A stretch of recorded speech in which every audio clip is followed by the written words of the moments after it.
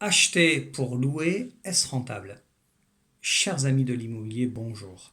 Je me présente, je m'appelle Mohamed, je suis investisseur immobilier depuis 2016 et afin de partager avec vous mon expérience et ma passion pour l'immobilier, j'ai décidé de lancer aujourd'hui, avec cette toute première vidéo, ma chaîne YouTube consacrée à l'immobilier et à l'investissement locatif rentable.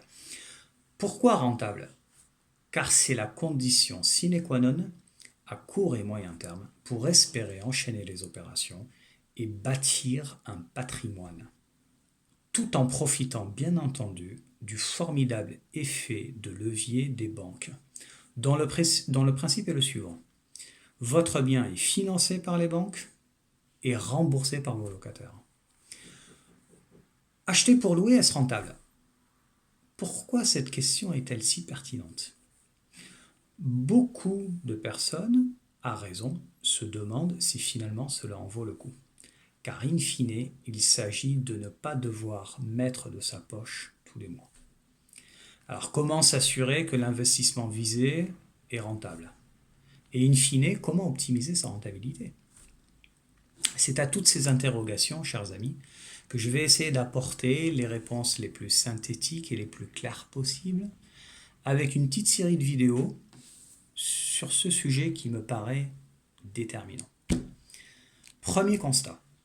Dans les grandes villes, comme Paris, Lyon ou Bordeaux, où le prix du mètre carré est très cher, au-delà de 4000 euros, la rentabilité est impossible.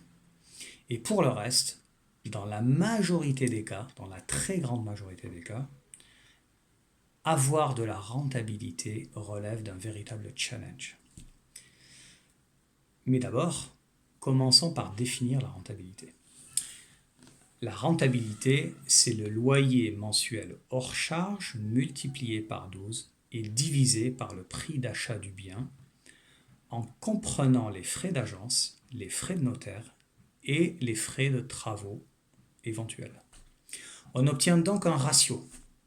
Ce ratio, quand on dit qu'il fait 5%, on dit que c'est pas mal.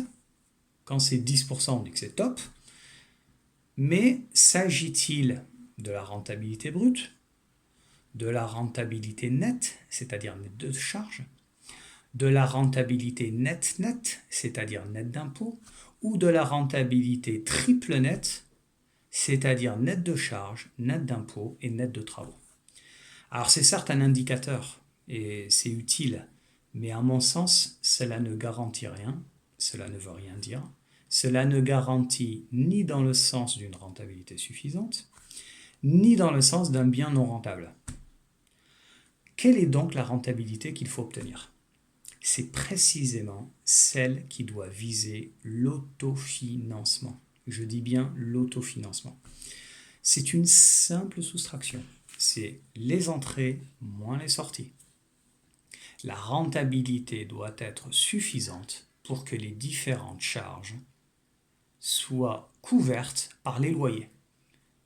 Et si possible, que ces derniers génèrent un revenu, un cash flow positif, c'est-à-dire un excédent de trésorerie.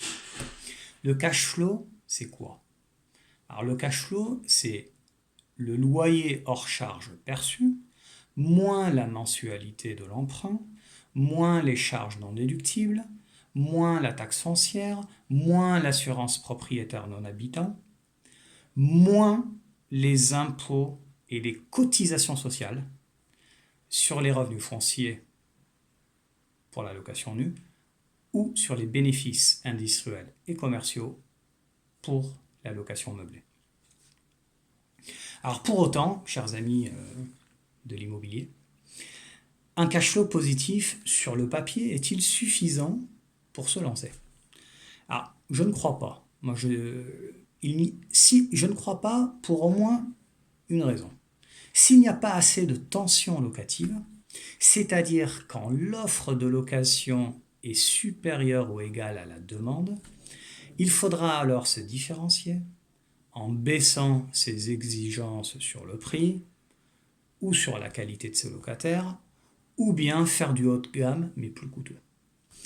Cela entache d'une manière ou d'une autre votre rentabilité et c'est une question essentielle. Vous allez sur Google, vous tapez tension locative, vous allez trouver 3 sites qui vont vous donner, selon la ville, l'endroit choisi et le type de bien, la tension locative, qu'elle soit faible, moyenne, bonne ou très forte.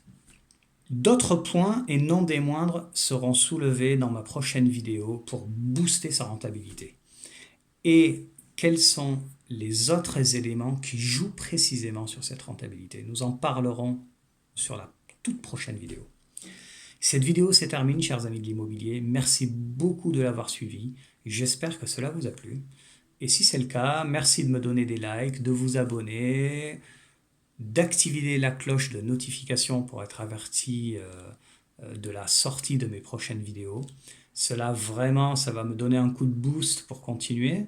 Ça va vraiment m'encourager. Je vous en remercie par avance. Vous trouverez juste en dessous, dans le descriptif de la vidéo, un lien sur mon blog que je viens à peine de démarrer, qui est consacré à l'IMO rentable. Et vous retrouverez tout un tas d'informations que je vais continuer aussi à alimenter. Et puis c'est aussi un moyen de garder contact. On n'est pas investisseur immobilier, on le devient. Comptez sur moi. Ciao.